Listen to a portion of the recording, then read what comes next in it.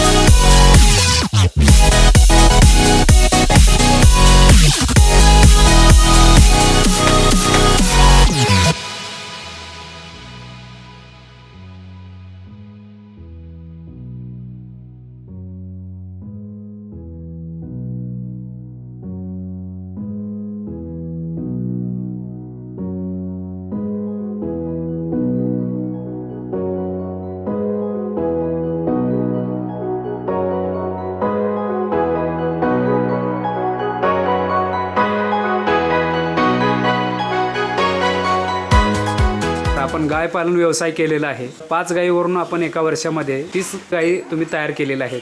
त्याच्यामध्ये वासरा असतील, खोंडा असतील, अशा पद्धतीने तुम्ही एक चांगला गाय पालन व्यवसाय केलेला आहे। तर आपली ओळख करून द्या आणि शेतकऱ्यांसाठी काय मार्गदर्शन करता येईल। माझं नाव आहे अनिल शिंदे, दापोडी गावामध्ये, जावली तालुका, सातारा जिल्हा। म्हणजे इथे आम्ही असंच एक म्हणजे आमचे मर्चंट साहेब म्हणून त्यांनी असं सांगितलं की आपण आज एक 5 गायांपासून स्टार्ट करूया। 5 गायांपासून काय होतं आणि कसं आपल्याला त्याचा अंदाज येतो, म्हणजे आपल्याला कुठपर्यंत ते घेऊन जाईल त्या हिशोबाने। आणि काही गोष्टी आम्ही 5 गाया स्टार्ट काय अशा केल्या की आपल्या इथे नियोजन नव्हतं असं की पाणी किंवा लाईट नव्हती इथे, आणि इथे काहीच नव्हतं। इथे म्हणजे एक शेतीचा वावर होता असा, त्याच्यामुळे असते म्हणलं आपण वाढवू, म्हणजे एकाच्या 2, 2च्या 3 कसं ना कसं तरी आपल्या होणार। पण त्या गायी माहिती आहे की गायी कशा वाढवायच्या हे आता म्हणलं 5 गायांपासून मग त्यांना ते रथी वगैरे सर्व म्हणजे ते आणणं हे पण सुविधा नव्हती, रोड नव्हतं इथे। परत दूध आम्हाला खाली घेऊन जायला लागायचं पूर्ण, म्हणजे आत्ता पण आमचं तेच चालू आहे, म्हणजे रोड हा इथे नाहीच आहे। गावातून दोन्ही गावातून आम्ही मध्ये आहोत गावाच्या, त्याच्यातही आम्ही हा उभं केलेला आहे गायांचा व्यवसाय म्हणजे दुधाचा। आपल्याकडे आता दूध जे आहे तर दुधासाठी चारा व्यवस्थापन आणि पाणी व्यवस्थापन कशा पद्धतीने असतं आपलं।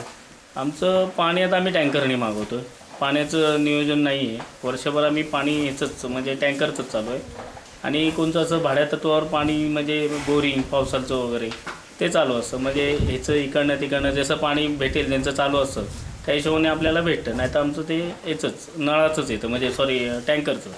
चारा व्यवस्थापन कशा पद्धतीने। चारा आम्ही भातियान आणि कराड आणि रतीपावर जास्त, आणि आपला ऊसाची वाढ आहे, बाकी काय नाही गायना। पशुखाद्य कोणत्या प्रकारचं देतात। पशुखाद्य गोदरेज मिल्क मोर किंवा हिंदुस्थानचं हे इंद्रनील आणि मका चुनी आणि चना कुटी असते, बाकी हेच 3च प्रकार। आणि त्याच्यात मिनरल मिक्सर वगैरे हे मिक्स करून द्यायचं त्यांना, केमिकल औषध खूप नका म्हणजे काहीच नाही त्याच्यामध्ये। आपल्याकडे गायींना लसीकरण किंवा गोळ्या वगैरे काही प्रकारच्या द्यावे लागतात, तर त्यासाठी वेटरनरी डॉक्टरला बोलवता का आपण स्वतः करता। नाही, डॉक्टरना बोलवतो, आपले गव्हर्नमेंटचे डॉक्टर आहेत मोरे म्हणून, ते येऊन करतात। पहिले राजनी म्हणून होते, पण कालच आम्ही लसीकरण केलं त्यांना।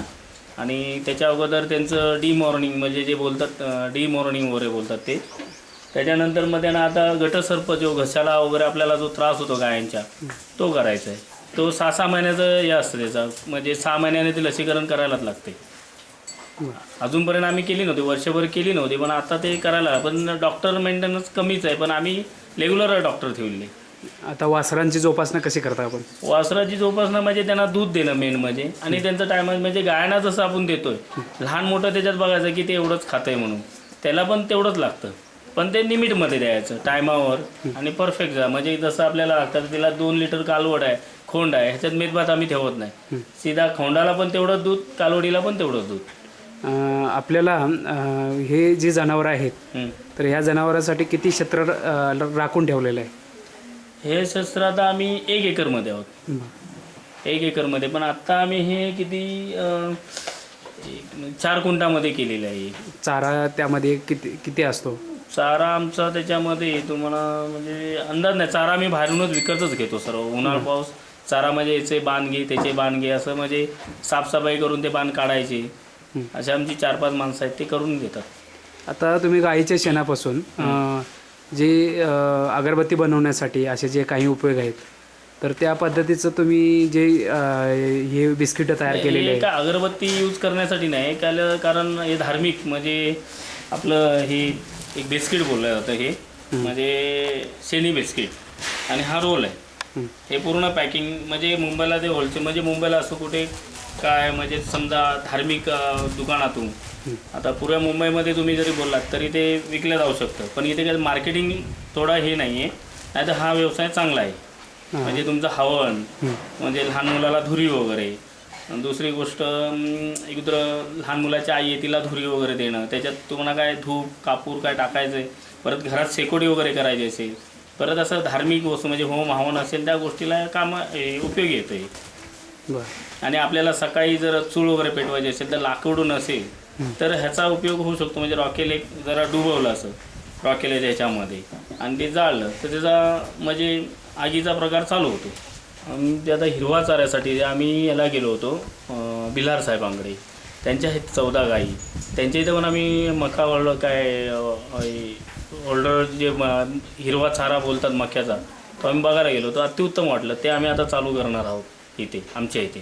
म्हणजे त्याचं सर्व नियोजन वगैरे केलेलं आहे, आणि ते म्हणजे आम्हाला ते आता विकत वगैरे आणायला लागायचं, ते आम्ही स्वतःच करणार आहोत. जगदंब हायड्रोपोनिक्स जे आहे तर त्यांच्याकडून तुम्ही करून घेणार आहे, कारण त्यांनी 2-3 ठिकाणी केलेलं आहे आणि ते आम्ही बघूनच आम्ही पण करणार आहोत. आणि मग नंतर आम्हाला पण आमच्या गाड्या 30-40-50 झाल्या काय होतील त्यांना ते स्वतःच आमचं वैरण भेटणार त्यांना. म्हणजे आम्हाला इकडे तिकडे म्हणजे त्याचा आपल्याला हेल्प खर्च कमी होतो. म्हणजे समजा तुम्ही ट्रान्सफर खर्च आहे, आता वाडे आले तर वाडे आम्हाला 4-5 माणसं लागतात, तर रोड आमचा लांब आहे, म्हणजे किती 1000 फुटावर रोड आहे, तिथून आम्हाला सर्व वाहतूक करायला लागते. तर मग ते आमचं अगदी नजीक होणार आम्हाला. चांगली संकल्पना. मका चुनी हे सोयाबीन मिक्स, आणि हे आपल्याला चणा मिक्स येतो, आणि हे मका चुनी तुम्हाला मी दाखवली आहे.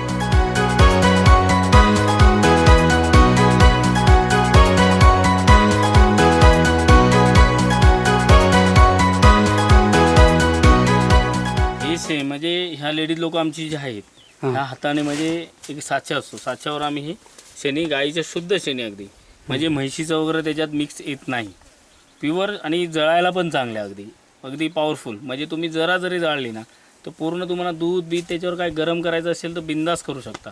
शेकोटी बोला, तुमचं धार्मिक म्हणजे लहान मुलाला धुरी म्हणजे डोळे सुजणं वगैरे याच्यात काय नाही, जे मिक्सिंग काय नाही, थोडं पण अगदी क्लिअरिटी पूर्ण. जे त्यांचं जे शेण असतं ते पूर्ण, त्याच्यात राग नाही की माती नाही की कुंडा लाकडाचा भुसा नाही, प्युअर शेण जे धार्मिक याला सर्वांना लागतं तसंच अगदी. ही गोणी आहे, याच्यात 400 शेणी असतात, असे 40 बंडल आहेत.